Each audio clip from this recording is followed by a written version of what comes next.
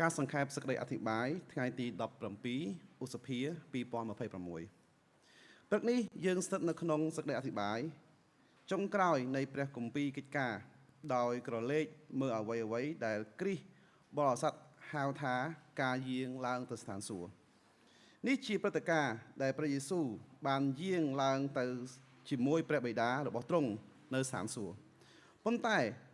តើការនេះមានន័យយ៉ាងណាចម្លើយនោះគឺថាព្រះយេស៊ូវមិនទាន់បានយាងទៅរស់នៅក្នុងលំហនោះទេផ្ទុយទៅវិញទ្រង់រស់នៅក្នុងរូបកាយរបស់ទ្រង់នៅឡើយប៉ុន្តែយ៉ាងណាក៏ដោយទ្រង់គង់នៅខាងស្ដាំព្រះហស្ថរបស់ព្រះជាម្ចាស់ដូច្នេះព្រះយេស៊ូវគឺជាមនុស្សដែលអាចស្ថិតនៅក្នុងវត្តមានរបស់ព្រះជាម្ចាស់ថ្ងៃនេះយើងនឹងពិនិត្យមើលថាហេតុអ្វីបានជារឿងនេះសំខាន់និងអ្វីដែលមានន័យសម្រាប់ជីវិតរបស់យើងសប្តាហ៍នេះការយាងឡើងទៅស្ថានសួគ៌របស់ព្រះយេស៊ូវបង្ហាញយើងពីបំណងល្អរបស់ព្រះសម្រាប់រូបកាយរបស់យើងទាំងនាពេលបច្ចុប្បន្ននិងនាពេលអនាគតចំណុចទី1លោកគ្រូវៀលបានលើកឧទាហរណ៍បង្ហាញមួយដើម្បីជួយយើងឲ្យយល់ពីរូបកាយរបស់យើងលោកគ្រូវៀលបានបង្ហាញយើងអំពីពែងមួយដែលគាត់ចូលចិត្តវាមិនមែនជាពែងដែលគាត់ចង់បាននោះទេដោយសារតែវាមានរូបក្បាលសេះបង្កង់នៅលើពែងនោះប៉ុន្តែយ៉ាងណាក៏ដោយគាត់ស្រឡាញ់វាព្រោះវាធ្វើឲ្យគាត់ញញឹមវាបានខូច2ដងហើយទាំង2ដងគ្រូកងវាលបានយកចិត្តទុកដាក់ជួសជុលប្រើប្រាស់វាដូច្នេះឥឡូវនេះអ្នកអាចមើលឃើញស្នាមប្រេះនិងកាវនៅលើពែងប៉ុន្តែវាមិនអីទេគាត់នៅតែចូលចិត្តប្រើវាចំណុចទី2គ្រូកងវាលបានបង្ហាញយើងនៅពែងក្រដាសមួយដែលអ្នកអាចទិញបាននៅហាងកាហ្វេយើងទិញពែងទាំងនេះដោយសារតែយើងចង់ផឹកកាហ្វេនៅក្នុងនោះយើងមិនខ្វល់ពីពែងនោះឡើយពេលយើងផឹកកាហ្វេរួចយើងបោះពែងនោះចោលហើយយើងមិនដែលគិតពីពែងនោះទៀតទេឥឡូវនេះនៅពេលដែលយើងគិតអំពីរូបកាយរបស់យើងតើមួយណាសមនឹងការរចនារបស់ព្រះតើយើងដូចជាពែងដែលយើងចូលចិត្តឬជាពែងក្រដាសចុះយើងយ៉ាងម៉េចដែរតើយើងគិតយ៉ាងណាចំពោះរូបកាយរបស់យើងតើរូបកាយរបស់យើងល្អឬទេតើវាអាចបោះចោលបានដូចជាពែងក្រដាសឬទេទី1ការរស់ឡើងវិញខាងរូបកាយនិងការយាងឡើងទៅស្ថានសួគ៌របស់ព្រះយេស៊ូវបំពេញដំណើររឿងនៃព្រះគម្ពីរទាំងមូលនៅពេលដែលព្រះបានបង្កើតមនុស្សជាលើកដំបូងនៅក្នុងសួនច្បារអេដេនទ្រង់បានហៅរូបកាយរបស់ពួកគេថាល្អ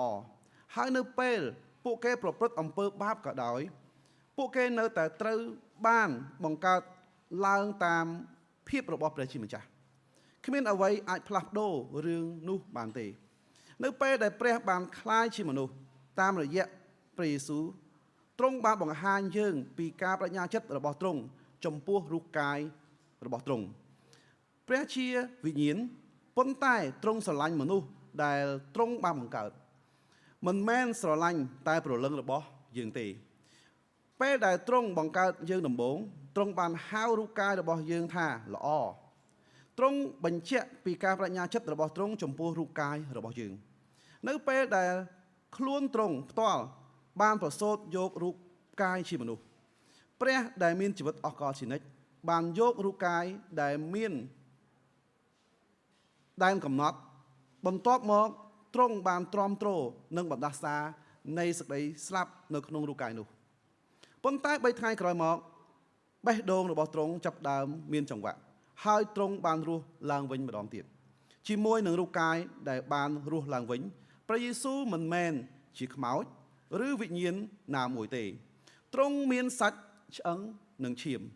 ទ្រង់បានសោយនិងផឹកជាមួយមិត្តសម្លាញ់របស់ទ្រង់ហើយទ្រង់នៅតែមានស្លាកស្នាមសល់ពីការសគត់របស់ទ្រង់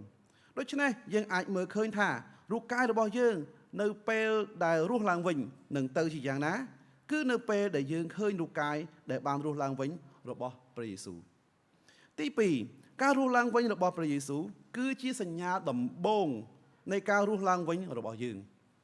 នៅពេលដែលទ្រង់បានយាងឡើងទៅជាមួយព្រះបិតាទ្រង់នៅតែរក្សារូបកាយរបស់ទ្រង់ព្រះនៅតែបញ្ញាចិត្តក្នុងការប្រោះលោះរូបកាយរបស់យើង